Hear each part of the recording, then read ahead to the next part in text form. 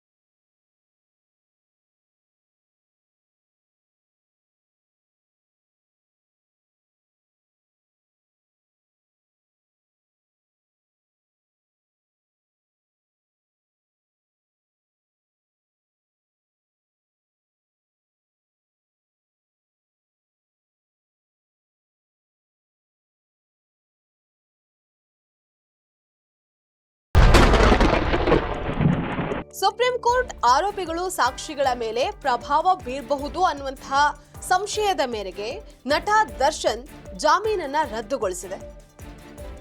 September 2024ರಲ್ಲಿ ಇದಕ್ಕೆ ಸಂಬಂಧಪಟ್ಟಂತೆ ದೋಷಾರೋಪ ಪಟ್ಟಿಯನ್ನು ಸಲ್ಲಿಸಲಾಗಿತ್ತು.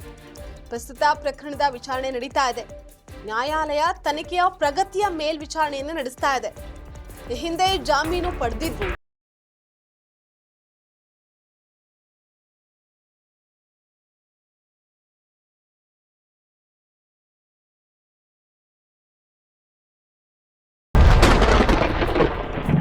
ಇದೇ ವೇಳೆ ದರ್ಶನ್ ನಿವಾಸದಲ್ಲಿ ಪತ್ತೆಯಾಗಿರುವಂತಹ 82 ಲಕ್ಷ ರೂಪಾಯಿ ಹಣವನ್ನ ಆದಾಯ ತೆರಿಗೆ ಇಲಾಖೆಯಲ್ಲೇ ಇರಲಿ ಅಂತ 57ನೇ ಸಿಸಿಎಚ್ ಕೋರ್ಟ್ ಆದೇಶಿಸಿದೆ.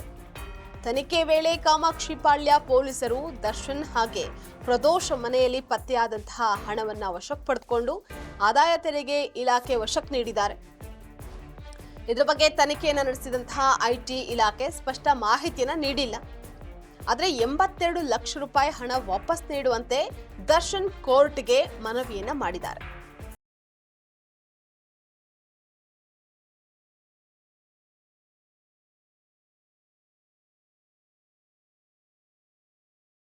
ಅಂತ ವಕೀಲರು ಹೇಳಿದ್ರು. ಇದೊಂದು ವಂಚನೆ ಹಣ ಅಂತ ಐಟಿ ಇಲಾಖೆ ವಾದಿಸಿತ್ತು. ಇದಾಗಿತ್ತು ಇವತ್ತಿನ ಫೋಕಸ್ ಸ್ಪೆಷಲ್ ಸ್ಟೋರಿ.